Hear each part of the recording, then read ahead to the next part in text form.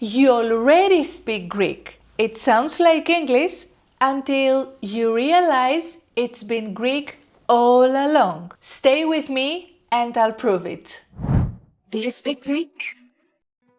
Η ελληνική γλώσσα κρύβεται στη σκέψη του δυτικού πολιτισμού, στη φιλοσοφία, στην επιστήμη, στην οικονομία. Δεν το ξέρεις ακόμη, αλλά πίσω από πολλές ιδέες που θεωρούμε αυτονόητες υπάρχει ελληνική επιρροή. Και σήμερα θέλω να σου δείξω κάτι απίστευτο. Είμαι η Αλεξάνδρα και θα σου αποδείξω ότι χωρίς καν να το ξέρεις, ήδη μιλάς ελληνικά.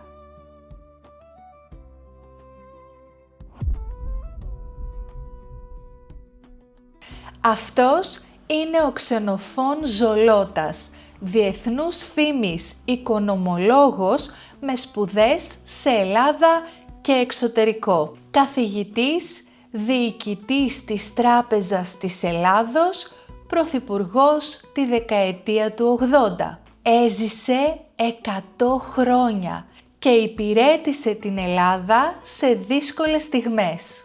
Αλλά έγινε διάσημος για κάτι άλλο.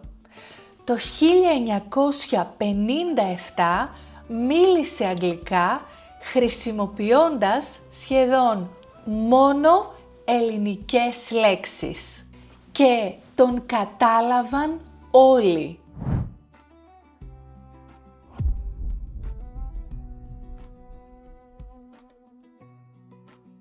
I always wished to address this assembly in Greek, but I realized that it would have been indeed Greek to all present in this room.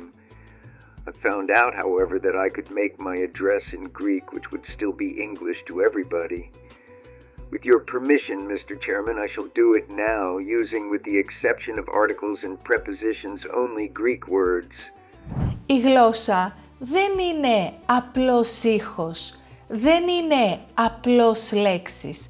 Είναι εργαλείο σκέψης. Με τη γλώσσα οργανώνουμε το χάος, δίνουμε όνομα στις έννοιες, χτίζουμε θεωρίες, παίρνουμε αποφάσεις. Κάθε γλώσσα εκφράζει τον τρόπο που σκέφτεται ένας πολιτισμός. Και όταν μία γλώσσα επιβιώνει μέσα σε άλλες, αυτό σημαίνει ότι ο τρόπος σκέψης της επιβίωσε μαζί της. Our critical problems, such as the numismatic plethora, generate some agony and melancholy. This phenomenon is characteristic of our epoch. Σήμερα η ελληνική γλώσσα είναι πιο σύγχρονη από ποτέ, γιατί ζει μέσα σε σχεδόν όλες τις σύγχρονες επιστήμες. Έγινε το εργαλείο με το οποίο ο δυτικός κόσμος έμαθε να σκέφτεται. Υπολογίζεται ότι 40 με 150 χιλιάδες ελληνικές λέξεις υπάρχουν μόνο στην αγγλική γλώσσα. Και αυτό δεν είναι απλώς μία θεωρία. Ο Ζολώτας το απέδειξε.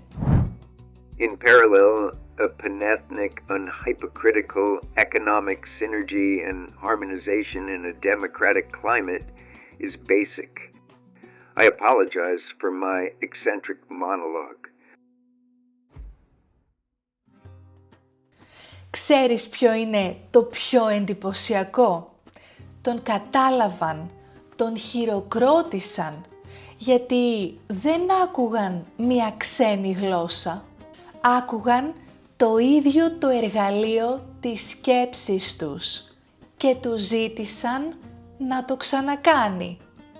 2 χρόνια μετά το ξαναέκανε.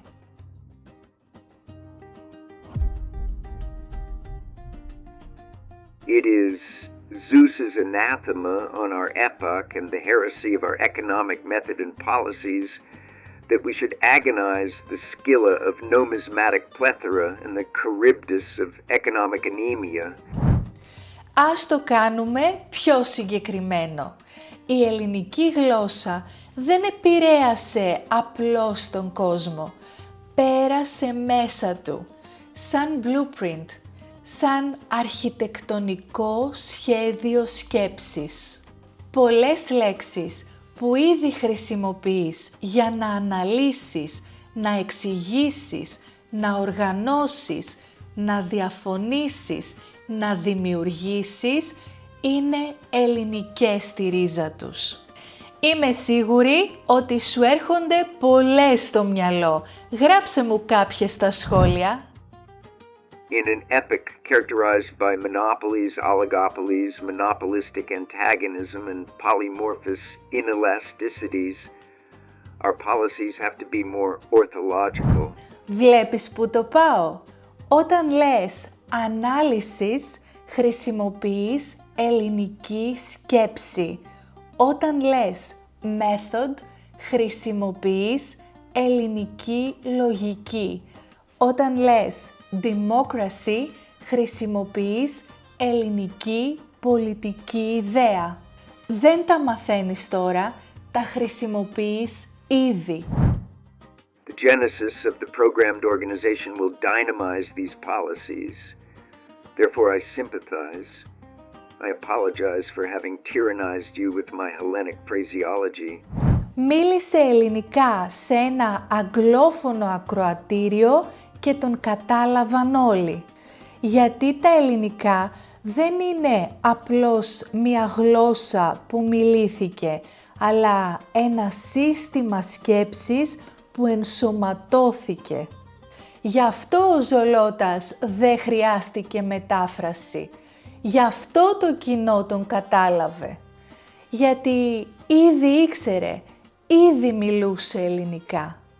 Όπως και εσύ, μιλάς ελληνικά.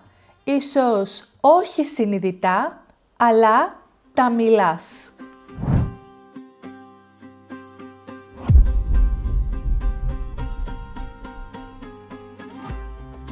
I don't need a dramatic monologue for an ending. I just need a few words. Our dialogue wasn't theoretical. It was philosophical. If this analysis made sense, if this dialogue felt natural, then your lexicon is already Hellenic.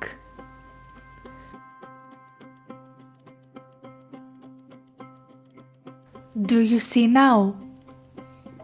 You already speak Greek and you've just realized it.